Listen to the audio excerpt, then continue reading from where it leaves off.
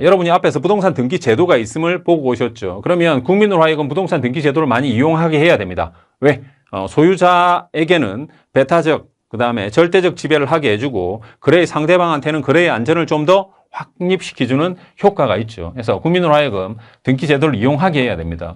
그러기 위해서 어느 정도 부동산 등기의 효력, 강력한 효력을 줘버리면 국민들이 등기를 이용하게 됩니다. 그래서 첫 번째가 권리 취득 요건으로서의 등기의 효력입니다. 무슨 말이냐? 민법 제186조에 보면 부동산 물건 변동이라는 표제 아래 부동산에 관한 법률 행위로 인한 물건의 득실 변경은 이렇게 돼 있죠.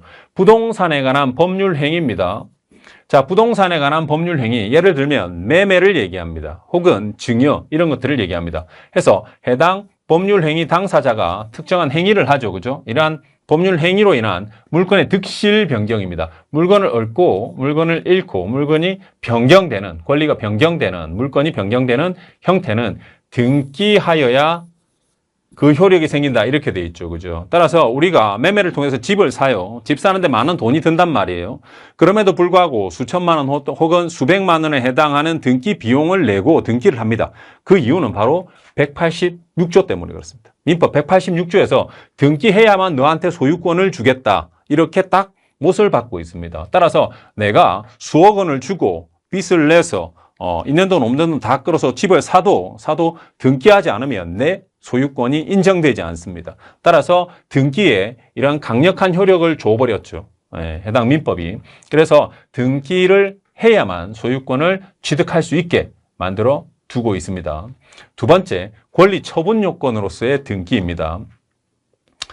민법 제186조가 원칙 조문입니다. 원칙. 자, 그런데 이게 예외 조문에 해당한다고 보시면 되겠습니다. 민법 제186조는 등기를 요하지 아니하는 부동산 물건의 취득입니다. 자, 186조에서 물건 변동의 취득, 즉 권리를 취득하려면 등기하라 이렇게 돼 있죠. 그죠? 그런데 187조에서는 등기를 하지 않는데 안 하도 바로 부동산 물건을 취득하게 해놨습니다. 반대 내용이죠. 그죠? 따라서 이게 원칙 규정이고 이게 예외 규정이 되겠습니다. 어떤 경우인지 보도록 하겠습니다. 자, 상속, 공용징수, 판결, 경매, 기타 법률 규정이죠.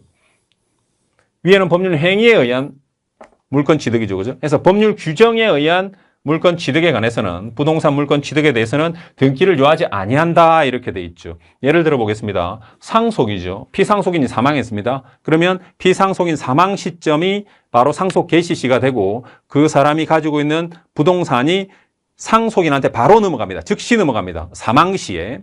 그래서 이것은 등기를 요하지 않죠. 사망이라는 사실을 통해서 바로 넘어가게 돼 있죠. 그래서 어느 법률? 민법에 있는 법률 규정에 따라서 바로 소유권이 넘어가게 규정되어져 있죠. 그래서 이것을 법률 규정에 의한 부동산 물건 변동이라고 그럽니다. 이 경우는 이미 해당 법 조문에서 물건 변동의 효력을 줘버렸기 때문에 등기를 요하지 않습니다. 따라서 186조의 예외 조문이 되겠습니다. 그래서 187조가 되겠습니다. 자, 그런데 이런 경우에도 자, 등기를 하지 아니하면 이를 처분하지 못한다라고 단서 규정을 달고 있습니다.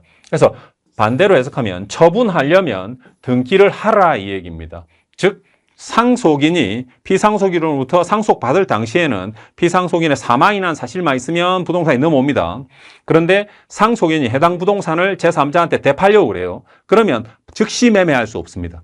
되팔기 위해서는 반드시 상속 등기를 먼저 하고 매매 등기를 해야 됩니다. 이처럼 처분 요건으로서의 등기를 규정해 놓고 있습니다. 그래서 어떤 형태로든 부동산은 결국 처분하기 위해서는 등기를 요하게 됩니다. 다음으로 대항 요건입니다.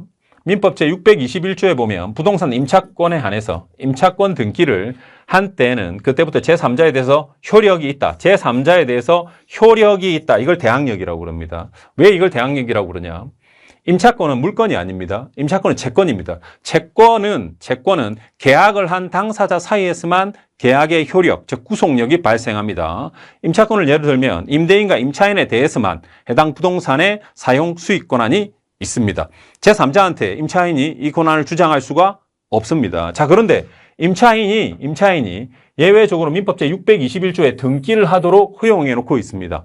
임대인의 협조만 있으면 이 경우에 등기한 때는 자, 대항력을 인정하겠다는 겁니다. 등기가 됐기 때문에, 공시가 되어지기 때문에 마치 다른 물건과 비슷한 형태, 대항력 형태가 주어지게 됩니다. 그래서 이처럼 등기의 효력이 크게 권리 취득 요건과 처분 요건, 대항적 요건을 가진다. 이렇게 보시면 되겠습니다.